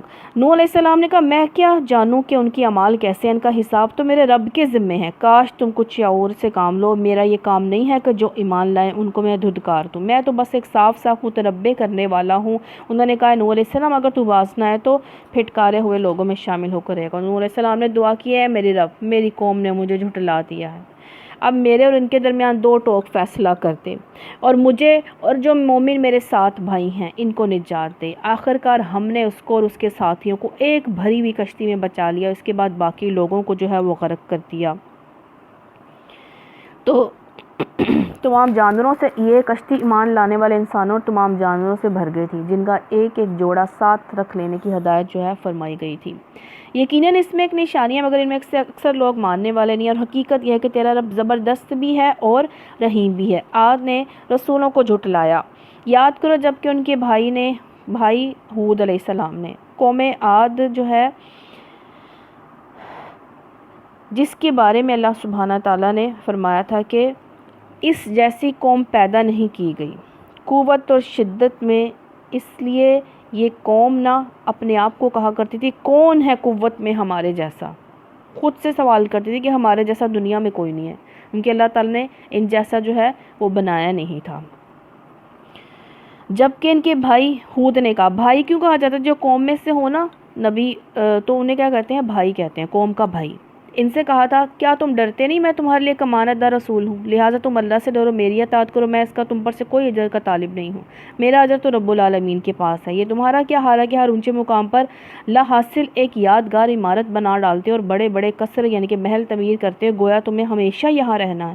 جب کسی پر ہاتھ ڈالتے ہو، جبار بن کر ڈالتے ہو، بس تم لوگ اللہ سے ڈرو، میری اطاعت کرو، ڈرو اس سے جس نے وہ کچھ تمہیں دیا جو تم جانتے ہو، تمہیں جانور دیے، اولادیں دی، باغ دیے، چشمے دیے، مجھے تمہارے حق میں ایک بڑے دن کی عذاب کا ڈر ہے۔ انہوں نے جواب دیا تو نصیحت کر یا نہ کر ہمارے لیے جو ہے یکساں ہے، برابر ہے، ہمیں کوئی فرق ہی نہیں پڑا، کیونکہ دلوں پہ غرور ہے، تکبر ہے، اور کیا ہے، شرک ہے، اور غفلت کے پردے ہیں، جہالت کے پردے ہیں، تو پھر کہاں سے نبی کی بات جو ہے وہ سنائی دے گی؟ ہدایت کے لیے تو انسان کو ہدایت کا طلبگار بننا پڑتا ہے۔ یہ باتیں تو یوں ہی ہوتی چلی آئی ہیں، ہم عذاب میں مبتلا ہونے والے نہیں۔ آخر کار انہوں نے اسے جھٹلا دیا اور ہم نے ان کو ہلاک کر دیا۔ سخت ہوا 7 راتیں 8 دن جو ہے وہ چلتے رہی، باد تند، اور ایک آدمی کو اٹھا کر جو ہے فضا میں بلند کرتی تھی اور پھر سے سر کے بل جو ہے پٹخ دیتی تھی، جس سے ان کا دماغ پھٹ جاتا، ٹوٹ جاتا، اور بغیر سر کے ان کے لاشیں اس طرح زمین پر پڑے رہتے کہ گویا کھجور کے کھوکھلے تنے ہیں۔ اس میں ایک نشانی ہے مگر ان میں سے اکثر لوگ ماننے والے نہیں ہیں۔ حقیقت یہ ہے کہ تیرا رب زبردست بھی ہے، رحیم بھی۔ سمود نے رسولوں کو جھٹلایا، یاد کرو جب کہ ان کے بھائی صالح علیہ السلام نے ان سے کہا کیا تم ڈرتے نہیں، میں تمہارے لیے ایک امانت دار رسول ہوں، لہٰذا تم اللہ سے ڈرو، میری اطاعت کرو، میں اس کام پر تم سے کسی اجر کا طالب نہیں ہوں، میرا اجر تو رب العالمین کے ذمہ ہے۔ کیا تم ان سب چیزوں کے درمیان جو یہاں ہیں بس یوں ہی اطمینان سے رہنے دیے جاؤ گے؟ اب یہ کتنے بڑی جہالت اور غرور کتنا ہے کہ اکڑ کتنی ہے، ایک اللہ کی نافرمانی، ایک گناہ کرنا، شرک کرنا اور اس پہ اکڑ دکھانا۔ کیا تم ان سب چیزوں کے درمیان جو یہاں ہے بس یوں ہی اطمینان سے رہنے دیے جاؤ گے؟ ان باغوں چشموں میں، ان کھیتوں نخلستانوں میں جن کے خوشے رس بھرے ہیں، تم پہاڑ کھود کھود کر فخریہ ان میں عمارتیں بناتے ہو، اللہ سے ڈرو، میری اطاعت کرو، ان بے لگام لوگوں کی اطاعت نہ کرو، یعنی کہ جو شرک کے سردار ہیں، جو زمین میں فساد برپا کرتے ہیں، کوئی اصلاح نہیں کرتے۔ انہوں نے جواب دیا تو میں سے ایک جادوگر ہے، تو ہم جیسے ایک انسان کے سوا اور کیا ہے، لا کوئی نشانی اگر تو سچا ہے۔ صالح علیہ السلام نے کہا یہ اونٹنی ہے، ایک دن اس کے پینے کا اور ایک دن تم سب کے پانی لینے کا ہے، اس کو ہرگز نہ چھوڑنا، یعنی کہ ایک دن یہ اونٹنی سارا پانی پیے گی اور ایک دن جو ہے تمہارے جانور جو تم نے پانی لینا استعمال میں بستی والے لیں گے، ورنہ وہ ایک بڑے دن کا عذاب تم کو لے لے گا۔ مگر انہوں نے اس کی کونچیں کاٹ دی، کونچیں ہاتھ اور پیروں کو جو ہے زخمی کر دیا، جس سے وہ بیٹھ گئی، جب وہ بیٹھی تو اس کو قتل کر دیا۔ آخر کار پچھتاوے رہ گئے، عذاب نے انہیں آ لیا، زلزلہ اور چیخ۔ یقیناً اس میں ایک نشانی ہے مگر ان میں اکثر ماننے والے نہیں۔ حقیقت کیا ہے کہ تیرا رب زبردست بھی ہے، رحیم بھی۔ لوط علیہ السلام کی قوم نے رسولوں کو جھٹلایا، یاد کرو جبکہ ان کے بھائی لوط علیہ السلام نے ان سے کہا تھا کیا تم ڈرتے نہیں، میں تمہارے لیے ایک امانت دار رسول ہوں، لہٰذا تم اللہ سے ڈرو، میری اطاعت کرو، میں اس کام پر تم سے کسی اجر کا طالب نہیں ہوں، میرا اجر تو رب العالمین کے پاس ہے۔ کیا تم دنیا کی مخلوق میں سے مردوں کے پاس جاتے ہو، تمہاری بیویاں تمہارے رب نے تمہارے لیے جو کچھ پیدا کیا اسے چھوڑ دیتے ہو، بلکہ تم لوگ تو حد سے ہی گزر گئے ہو۔ انہوں نے کہا لوط علیہ السلام اگر تو ان باتوں سے باز نہ آیا تو جو لوگ ہماری بستیوں سے نکالے گئے نا ان میں تو بھی شامل ہو کر رہے گا۔ اس نے کہا تمہارے کرتوتوں پر جو لوگ کڑ رہے ہیں میں ان میں شامل ہوں، اے پروردگار مجھے اور میرے اہل و عیال کو ان کی بد کرداریوں سے نجات دے۔ آخرکار ہم نے اسے اور اس کی سب اہل و عیال کو بچا لیا بجز ایک بڑھیا کے جو پیچھے رہ جانے والوں میں سے تھی۔ لوط علیہ السلام کی بیوی کے بارے میں ذکر ہو رہا ہے۔ پھر باقی ماندہ لوگوں کو ہم نے تباہ کر دیا، ان پر برسائی ایک برسات، بڑی ہی بری بارش تھی جو ان ڈرائے جانے والوں میں نازل ہوئی، جو ان ڈرائے جانے والوں پر نازل ہوئی۔ یقیناً اس میں ایک نشانیاں مگر ان میں سے اکثر ماننے والے نہیں، اور حقیقت یہ ہے کہ تیرا رب زبردست بھی اور رحیم بھی۔ اصحاب الایکا درخت ہے، ایسا درخت مدین کی آبادی میں تھا، یہ درخت کی پوجا جو کیا کرتی تھی آبادی۔ اصحاب الایکا نے رسولوں کو جھٹلا دیا، یاد کرو جب کہ شعیب علیہ السلام نے ان سے کہا تھا کیا تم ڈرتے نہیں، اب بار بار آ رہا ہے ڈرتے نہیں ہو۔ جو انسان اللہ سے نہیں ڈرتا وہی جو اللہ کے نافرمانی کے کام کرتا ہے، میں تمہارے لیے ایک رسول ہوں امانت دار، لہٰذا تم اللہ سے ڈرو، میری اطاعت کرو، میں اس کام پر تم سے کسی اجر کا طالب نہیں ہوں، میرا اجر تو اللہ کے پاس ہے۔ پیمانے ٹھیک بھر کر دو، کسی کو گھاٹا نہ دو، صحیح ترازو سے تولو، لوگوں کو ان کی چیزیں کم نہ دو، زمین میں فساد نہ پھیلاتے پھرو، اس ذات کا خوف کرو جس نے تمہیں اور گزشتہ نسلوں کو پیدا کیا ہے۔ انہوں نے کہا تو محض ایک سہل زدہ آدمی ہے، تو کچھ نہیں ہے مگر ایک انسان ہم ہی جیسا، اور ہم تو تجھے بالکل جھوٹا سمجھتے ہیں، اگر تو سچا ہے تو ہم پر آسمان کا کوئی ٹکڑا گرا دے۔ شعیب علیہ السلام نے کہا میرا رب جانتا ہے کہ جو کچھ تم کر رہے ہو۔ انہوں نے اسے جھٹلا دیا، آخرکار چھتری والے دن کا عذاب ان پر آ گیا۔ چھتری والے دن کا عذاب، اس پر ان لوگوں نے چونکہ آسمانی عذاب مانگا تھا اسی لیے اللہ تعالیٰ نے ان پر ایک بادل بھیج دیا، اور وہ چھتری کی طرح ان پر اس وقت تک چھایا رہا جب تک باران عذاب نے ان کو بالکل تباہ نہ کر دیا۔ 7 دن تک گرمی دھوپ مسلط تھی، اس کے بعد بادلوں کا سایہ دھوپ کی شدت سے بچنے کے لیے ہے، یہ سب جو ہے اس کے نیچے جو ہے جمع ہو گئے۔ کچھ سکھا سانس لیا، لیکن چند لمحے بعد ہی آسمان سے آگ کے شعلے برسنے لگے، زمین لرز اٹھی سخت چیخ سے، ہمیشہ کے لیے ان کو جو ہے موت آ گئی۔ کیا عذاب جو ہے ہمیشہ کی موت کی نیند سو گئے، یعنی کہ ان پر عذاب آ گیا۔ تو جب بھی بادل آئے نبی صلی اللہ علیہ وسلم دعا مانگا کرتے تھے اللہ تعالیٰ خیر کا برسانا، اس کی شر سے ہمیں بچا کے رکھنا، جو اس میں شر ہے اس سے بچانا۔ تو یہ بات بھی حضرت شعیب علیہ السلام مدین کی طرف بھیجے گئے تھے اور ایکا کی طرف بھی، دونوں قوموں پر عذاب 2 مختلف شکلوں میں جو ہے وہ آیا، وہ بڑے ہی خوفناک دن کا عذاب تھا۔ یقیناً اس میں ایک نشانی ہے مگر ان میں اکثر ماننے والے نہیں ہیں، اور حقیقت یہ ہے کہ تیرا رب زبردست بھی ہے اور حکیم بھی، رحیم بھی۔ یہ رب العالمین کی طرف سے نازل کردہ جو ہے وہ چیز ہے، اسے لے کر تیرے دل پر ایمانت جو ہے وہ اتری ہے، تاکہ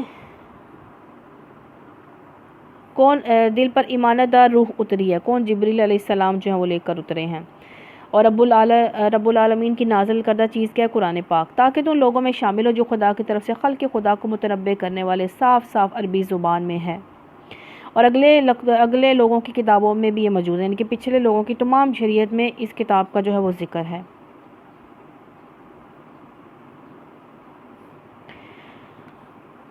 کیا یہ اہل مکہ کے لیے کوئی نشانی نہیں ہے؟ اسے علماء بنی اسرائیل بھی جانتے ہیں۔ کفار مکہ نے قرآن کے وحی الہی اور اللہ کی طرف سے ہونے کا انکار کیا تھا، واقعات بیان کر کے کفار کو بتایا کہ قرآن یقیناً جو ہے وحی ہے، بنی اسرائیل کی کتابوں میں بھی ہے، یہ تورات میں۔ لیکن ان کی ہٹ دھرمی کا حال تو یہ ہے کہ اگر ہم اسے کسی اجمی پر بھی نازل کر دیتے نا اور یہ فصیح عربی کلام ان کو پڑھ کر سناتا تب بھی یہ مان کر نہ دیتے۔ اس طرح ہم نے اس ذکر کو مجرموں کے دلوں میں گزارا ہے، وہ اس پر ایمان نہیں لاتے ہیں جب تک کہ عذاب علیم جو ہے وہ دیکھ نہ لیں۔ اب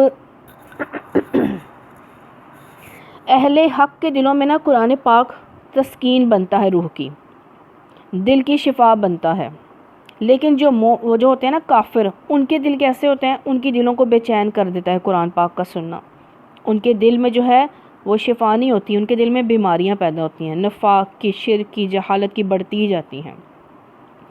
ان کو ایسے محسوس ہوتا ہے کہ ایک گرم لوہے کی سلاخ نہ ان کے اوپر جو ہے ان کے اتر گئی ہے اندر، اور وہ سیخ پا جو ہے وہ ہو جاتے ہیں۔ تو ایسے لوگ جو ہیں جب عذاب علیم نہ دیکھ لیں، پھر جب وہ اس پر ایمان نہیں لاتے جب تک اللہ کا عذاب نہ دیکھ لیں، پھر جب وہ بے خبری میں ان پر آ پڑتا ہے کیا اللہ کا عذاب، تو اس وقت کہتے ہیں کہ کیا اب ہمیں کچھ مہلت مل سکتی ہے؟ تو کیا یہ لوگ ہمارے عذاب کے لیے جلدی مچا رہے ہیں؟ کون کافر؟ تم نے کچھ غور کیا، اگر ہم انہیں برسوں تک عیش کرنے کی مہلت بھی دے دینا، پھر وہی چیز ان پر آ جائے جس سے انہیں ڈرایا جا رہا، تو وہ سامان زیست جو ان کو ملا ہے ان کے کس کام آئے گا؟ دنیاوی زندگی پر عیش میں پڑے ہیں، عیش و عشرت میں پڑے، اگر 1000 سال بھی پڑھیں تو کوئی یہ سامان کام نہ آئے گا۔ کام کیا آنا ہے؟ اعمال، اخلاق، اخلاص، عاجزی۔ دیکھو ہم نے کبھی کسی بستی کو اس کے بغیر ہلاک نہیں کیا، اس کے لیے خبردار کرنے والی حق کے نصیحت ادا کرنے کو موجود تھے، اور ہم ظالم نہ تھے۔ ان کے اللہ سبحانہ تعالیٰ نے کہا میں نے اپنا پیغام پہنچا دیا، جب یہ نہیں مانے، ہدایت کے راستے بند، تو اللہ کا عذاب جو ہے وہ آ گیا۔ اس کتاب مبین کو شیاطین لے کر نہیں اترتے، یہ تو نہ یہ کام ان کو سجتا ہے اور نہ وہ ایسا کر ہی سکتے ہیں، وہ تو اس کی سماعت تک سے دور رکھے گئے ہیں۔ پس نبی صلی اللہ علیہ وسلم اللہ کے ساتھی کسی دوسرے معبود کو نہ پکارو، ورنہ سزا پانے والوں میں سے شامل ہو جاؤ گے۔ اب ہمیں کیا کہا جا رہا ہے کہ نبی صلی اللہ علیہ وسلم کے آپ کو مخاطب کر کے ہمیں کہا جا رہا ہے کہ اللہ کے ساتھ کسی کو جو ہے شریک نہ ٹھہراؤ، اپنے قریبی رشتہ داروں کو جو ہے ڈراؤ۔ نبی صلی اللہ علیہ وسلم سے کہا جا رہا ہے ایمان لانے والوں میں سے جو لوگ تمہاری پیروی اختیار کریں، کون؟ آپ صلی اللہ علیہ وسلم کی، ان کے ساتھ تواضع سے پیش آئیں، لیکن اگر وہ تمہاری نافرمانی کریں نبی صلی اللہ علیہ وسلم کی، تو ان سے کہہ دو کہ جو کچھ تم کرتے ہو اس سے میں بھی بری ذمہ، اور اس زبردست اور حکیم پر توکل کرو جو تمہیں اس وقت دیکھ رہا ہو۔ جب یہ آیت اتری آپ کھڑے ہو کر فرمانے لگے اے قریش کے لوگوں، تم اپنی جانیں بچاؤ، میں اللہ کے سامنے تمہارے کسی کام نہ ہوں گا۔ میری پھوپھی میں اللہ کے سامنے تمہارے کسی کام نہ ہوں گا۔ اے محمد صلی اللہ علیہ وسلم کی بیٹی ہو لے لو، لیکن میں اللہ کے سامنے تمہارے کسی کام نہ ہوں گا۔ اس کا کیا مطلب تھا؟ اپنے اعمال صحیح کر لو، اللہ اور اس کے رسول صلی اللہ علیہ وسلم کی اطاعت کر لو۔ ایک صحابی آپ سے بے حد محبت کرتے تھے، آپ کے لیے جو ہے وضو کا پانی جو ہے وہ آپ کو دیا کرتے تھے۔ ایک دفعہ آپ نے کہا کہ اے صحابی، نام نہیں میرے ذہن میں آ رہا، کہ تم مانگ تو کیا چاہتا ہے؟ آپ کی جو ہے آپ کا ساتھ چاہتا ہوں۔ تو آپ نے فرمایا کہ میری مدد فرما سجدوں کے ذریعے سے، یعنی کہ تو سجدہ کر، تو فرائض نبھا، میں اللہ سے جو ہے دعا کروں گا، تیرے لیے شفاعت جو ہے وہ کرواؤں گا۔ تو نبی صلی اللہ علیہ وسلم کی شفاعت چاہیے تو اللہ اور اس کے رسول کی اطاعت جو ہے وہ کرنی ہوگی۔ اطاعت گزاروں کو جو ہے شفاعت ملے گی، اور اللہ کے فضل سے جو ہے وہ جنت ملنی ہے۔ لوگوں کیا میں تمہیں بتاؤں کہ شیاطین کس پر اترتے ہیں، اور یہ کہ سجدہ گزاروں میں تمہاری نقل و حرکت پر نگاہ رکھتا ہوں، یعنی کہ آپ جب نماز پڑھنے کے لیے اٹھے نبی صلی اللہ علیہ وسلم اور کوئی بھی، اللہ تعالیٰ دیکھ رہا ہوتا ہے، یا فریضہ رسالت ادا کرنے کے لیے اٹھیں، یعنی کہ جب آپ اللہ تعالیٰ کا پیغام پہنچانے کے لیے اٹھتے ہیں تب بھی اللہ دیکھ رہا ہوتا ہے۔ لوگوں میں تمہیں بتاؤں کہ شیاطین کس پر اترتے ہیں، وہ ہر جال ساز بدکار پر اترا کرتے ہیں، سنی سنائی کانوں میں پھونکتے ہیں، اور ان میں سے اکثر جھوٹے ہوتے ہیں، کاہنوں نجومیوں پر اترتے ہیں، نہ کہ انبیاء اور صالحین پر اترتے ہیں۔ رہے شعراء تو ان کے پیچھے بہکے ہوئے لوگ چلا کرتے ہیں، شاعر اپنی ذاتی پسند ناپسند سے اظہار کرتے ہیں، تخیلات میں کبھی ادھر اور کبھی جائز ہے، جھوٹ کے بغیر جائز ہو، کفار و مشرکین کے مقابلے میں توحید اور سنت کی بات ہو تو تب جائز ہے، لیکن شاعری میں جب جھوٹ ہو تب وہ جائز نہیں ہے۔ اچھا، تو رہے شعراء تو ان کے پیچھے بہکے ہوئے لوگ چلا کرتے ہیں، کیا تم دیکھتے نہیں کہ ہر وادی میں بھٹکتے ہیں، ایسی باتیں کہتے ہیں جو کرتے نہیں ہیں، بجز ان لوگوں کے جو ایمان لائے ہیں اور جنہوں نے نیک اعمال کیے اور اللہ کو کثرت سے یاد کیا، جب ان پر ظلم کیا گیا تو صاف بدلہ لے لیا۔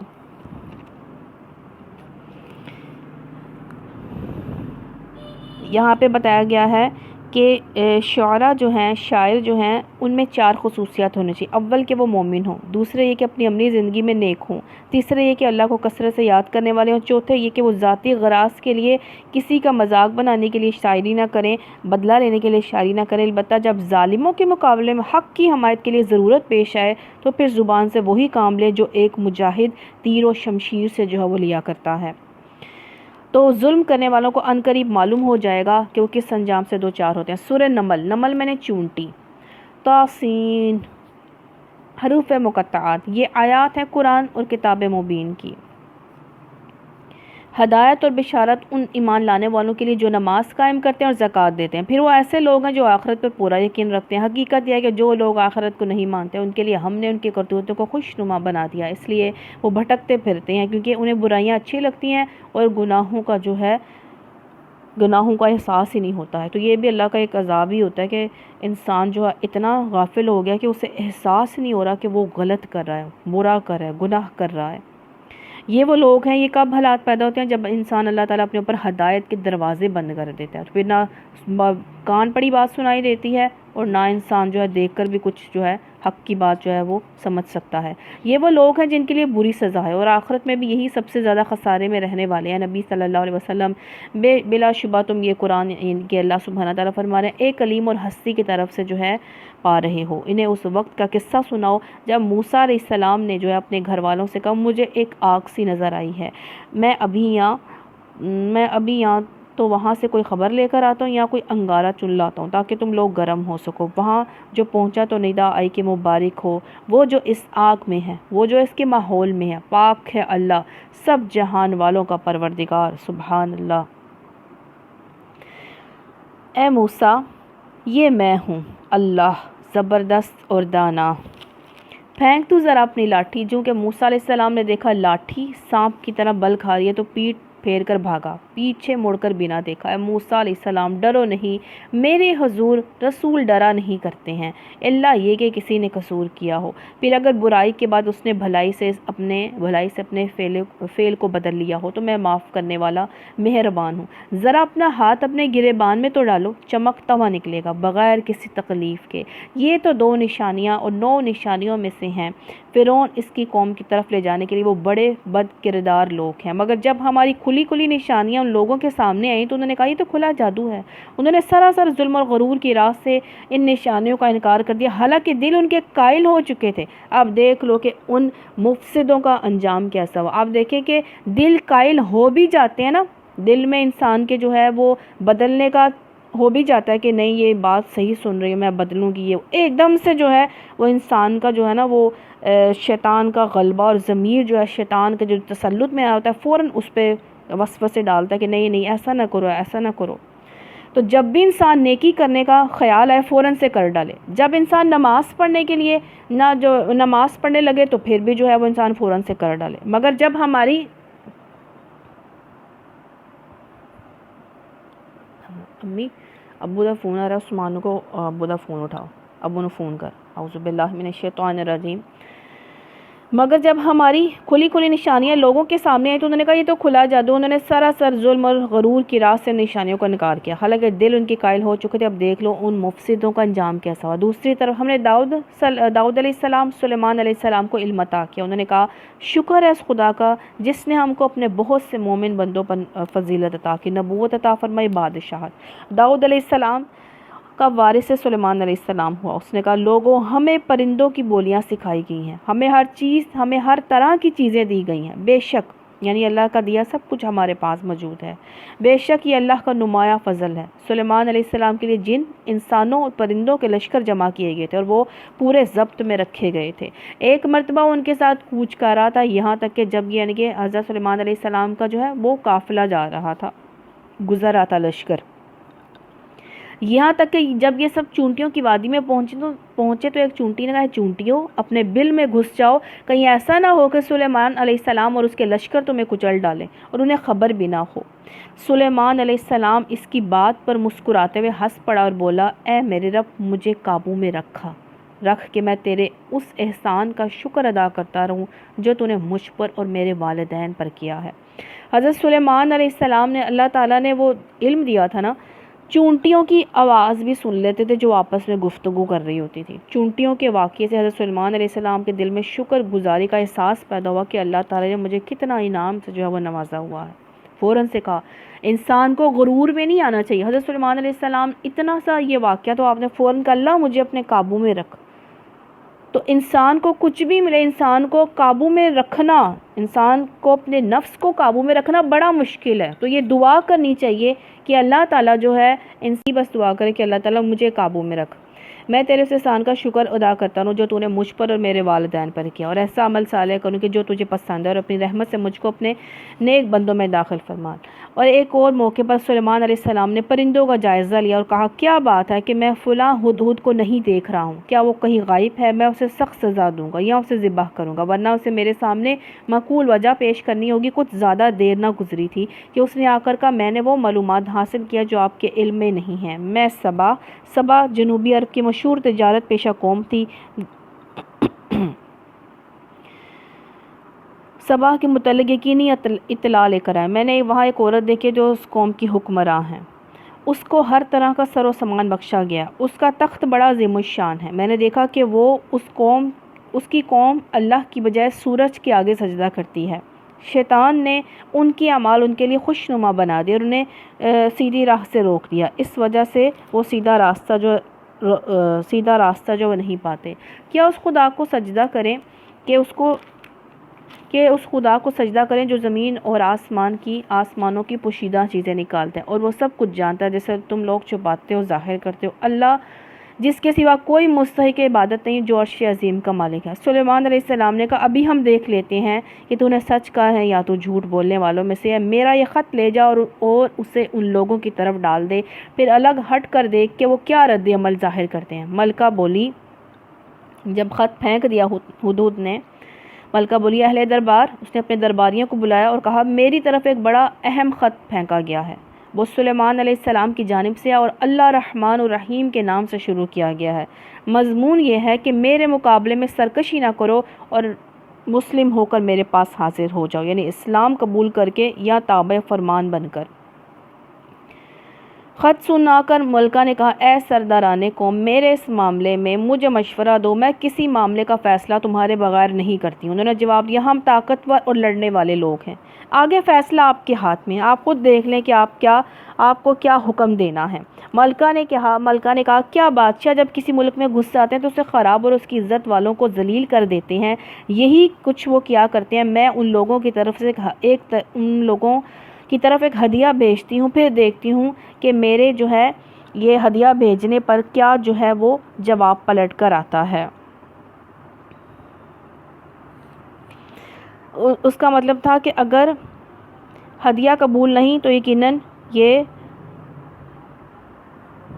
یعنی کہ ان کی بات پھر ماننی پڑے گی۔ جب وہ ملکہ کا سفیر سلیمان علیہ السلام کے ہاں پہنچا تو اس نے کہا کیا تم لوگ مال سے میری مدد کرنا چاہتے ہو؟ حضرت سلیمان علیہ السلام کو کیا نہیں ملا تھا جو وہ ان کا ہدیہ قبول کرتے؟ انہوں نے کہا کیا تم میری مال سے مدد کرنا چاہتے ہو؟ جو کچھ اللہ نے مجھے دے رکھا ہے وہ اس سے بہت زیادہ ہے جو تمہیں دیا ہے، تمہارا ہدیہ تم ہی کو مبارک ہو۔ اے سفیر واپس جا اپنے بھیجنے والوں کی طرف،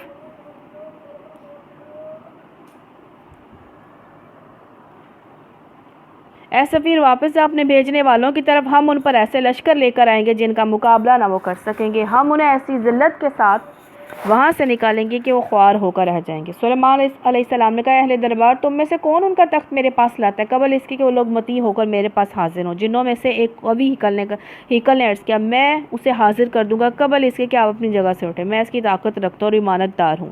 جس شخص کے پاس کتاب کا ایک علم تھا، کتاب الہی کا، وہ بولا میں آپ کی پلک جھپکنے سے پہلے، یہ معجزہ تھا اس کے پاس اللہ کا، پلک چپکنے سے پہلے سے لائے دیتا ہوں۔ جو ہی کہ سلیمان علیہ السلام نے وہ تخت اپنے پاس رکھا ہوا دیکھا، وہ پکار اٹھا یہ میرا رب کا فضل ہے تاکہ وہ مجھے آزمائے کہ میں شکر کرتا ہوں یا کافر نعمت بن جاتا ہوں، اور جو کوئی شکر کرتا ہے اس کا شکر اس کے اپنے لیے ہی مفید ہے، ورنہ کوئی نہ شکری کرے تو میرا رب بے نیاز اور اپنی ذات میں آپ ہی جو ہے وہ بزرگ ہے۔ سلیمان علیہ السلام نے کہا کہ انجان طریقے سے اس کا تخت جو ہے اس کے سامنے رکھ دو۔ اب جب اس ملکہ سبا ملاقات کے لیے حاضر ہوئی تو آپ نے کہا اس کا تخت اس کے سامنے رکھ دو، دیکھیں وہ پہچانتی ہے کہ نہیں۔ یا ان لوگوں میں سے ہے جو راہ راست نہیں پاتے۔ ملکہ جب حاضر ہوئی تو اس نے کہا کہ تیرا تخت ایسا ہی ہے۔ وہ کہنے لگی یہ تو گویا وہی ہے، کیونکہ انسان اپنی چیز بڑی اچھی طرح پہچانتا ہے۔ کوئی انسان اپنی چیز کہیں بھی دیکھے نا، وہ پہچان لیتا ہے کہ یہ میری چیز ہے، کیونکہ انسان کی اپنی چیزوں سے محبت اور اس کی پہچان اسے بہت زیادہ ہوتی ہے۔ بلکہ جب وہ حاضر ہوئی تو اس نے کہا کیا تیرا تخت ایسا ہی ہے؟ وہ کہنے لگی یہ تو گویا وہی ہے، ہم تو پہلے ہی جان گئے تھے، ہم نے سر اطاعت جھکا دیا تھا، یا ہم مسلم ہو چکے تھے، یعنی کہ ہمیں پتہ چل گیا تھا کہ آپ اللہ کے نبی ہیں اور آپ جو کہہ رہے ہیں سچ کہہ رہے ہیں۔ اس کو ایمان لانے سے جس چیز نے روک رکھا تھا وہ ان معبودوں کی عبادت تھی جنہیں وہ اللہ کے سوا پوجتی تھی، کیونکہ وہ کافر قوم میں سے تھی۔ اس نے کہا کہ اب محل میں داخل ہو۔ اس نے جو دیکھا تو سمجھی کہ پانی کا حوض ہے، اور اترنے کے لیے اس نے اپنے پائنچے اٹھا لیے۔ سلیمان علیہ السلام نے کہا یہ شیشے کا چکنا فرش ہے۔ اس پر وہ پکار اٹھی، اے میرے رب، آج تک میں اپنے نفس پر بڑا ظلم کرتی رہی، اور اب میں نے سلیمان علیہ السلام کے ساتھ اللہ رب العالمین کی اطاعت قبول کر لی۔ سبحان اللہ۔ سمود کی طرف ہم نے ان کے بھائی صالح علیہ السلام کو یہ پیغام دے کر بھیجا کہ اللہ کی بندگی کرو، تو یکایک وہ ہے آپس میں جو ہے ایک دوسرے کے سامنے آگے دشمن بن گئے۔ صالح علیہ السلام نے کہا میری قوم کے لوگوں، بھلائی سے پہلے برائی کیوں جلدی مچاتے ہو؟ کیوں نہیں اللہ سے مغفرت طلب کرتے، شاید کہ تم پر رحم فرمایا جائے۔ انہوں نے کہا ہم نے تو تم کو تمہارے ساتھیوں کو بدشگونی کا نشان بنایا ہے۔ عرب والوں نے کسی کام کا آغاز یا سفر پر جانا ہوتا ہے نا تو پرندے اڑاتے ہیں، اگر وہ دائیں طرف جاتا اگر تو وہ کام کر لیتے، اگر وہ بائیں طرف مڑ جاتا وہ کام نہ کرتے تھے۔ اسلام میں شگون جو ہے وہ جائز نہیں ہے، بدشگون، نحوست، قحط اور جو بھی ہے اللہ سبحانہ تعالیٰ فرمانے یہ تمہارے کفر کی وجہ سے ہے۔ اصل بات یہ ہے کہ تم لوگوں کی آزمائش ہو رہی ہے۔ اس شہر میں 9 جتھے تھے، سردار تھے، جو ملک میں فساد پھیلاتے، کوئی اصلاح کا کام جو ہے وہ نہ کرتے تھے۔ انہوں نے آپس میں کہا خدا کی قسم کھا کر عہد کر لو کہ ہم صالح علیہ السلام اور اس کے گھر والوں پر شب خون ماریں گے، پھر اس کے ولی سے کہہ دیں گے، یعنی کہ حضرت صالح علیہ السلام کے قبیلے کے سردار سے جس کو قدیم قبائلی رسم و رواج کے مطابق ان کے خون کے دعوے کا حق پہنچتا تھا۔ یہ وہی پوزیشن تھی جو نبی صلی اللہ علیہ وسلم کے زمانے میں آپ کے چچا ابو طالب کو حاصل تھی۔ کفار قریش بھی اسی اندیشے سے ہاتھ روکتے تھے کہ اگر وہ حضرت صلی اللہ علیہ وسلم کو نقصان پہنچانا چاہیں گے تو بنی ہاشم کے سردار ابو طالب جو ہے اپنے قبیلے کی طرف سے خون کا دعویٰ لے کر اٹھیں گے۔ اگر وہ نبی صلی اللہ علیہ وسلم کو نعوذ باللہ قتل کریں گے تو پھر حضرت بنی ہاشم کے سردار جو ہے وہ ہم سے جو ہے وہ خون کا بدلہ جو ہے وہ لیں گے، ہم اس کے خاندان کی ہلاکت کے موقع پر موجود نہ تھے۔ اب یہی جو ہے حضرت صالح علیہ السلام کے جو قوم والے تھے انہوں نے بھی ان کے ساتھ ایسا کیا۔ تو الحمدللہ نیک لوگوں کے ساتھ رکھیں، اللہ والوں کے ساتھ جو ہے صحبت رکھیں، ہر اس صحبت کو چھوڑ دیں جو ہمیں اللہ سے دور کر دیتی ہے، جو ہمیں اللہ کی نافرمانی کی طرف لے جاتی ہے۔ دن میں کم از کم 100 بار استغفار کیا کریں، کیونکہ ہمارے نبی صلی اللہ علیہ وسلم کیا کرتے تھے، ہم نے ان کو فالو کریں۔ اگر کسی نے پوچھا آپ کیوں کرتے ہیں، ان کا میں اللہ کے ہاں درجے اپنے بڑھانا چاہتا ہوں۔ آپ نے ہمیں کر کے بتایا کہ اللہ کے پیارے حبیب صلی اللہ علیہ وسلم جو ہے وہ استغفار کیا کرتے تھے 100 بار، تو ہمیں کتنی بار کرنی چاہیے؟ ہمیں تو ہر وقت اللہ سے جو ہے وہ توبہ کرتی رہنی چاہیے۔ حالانکہ نبی صلی اللہ علیہ وسلم اللہ کے حبیب جو ہیں۔ اپنی آخرت کی تیاری کرتے رہا کریں، جن کی وجہ سے غافل ہو کر انسان آخرت سے اللہ کی یاد سے غافل ہوتا ہے نا، انہوں نے وہاں کوئی کام نہیں آنا ہے۔ پچھلی قوموں کے قصے اس لیے سنائے جاتے ہیں کہ ہم اپنے اعمال کی اصلاح کر لیں۔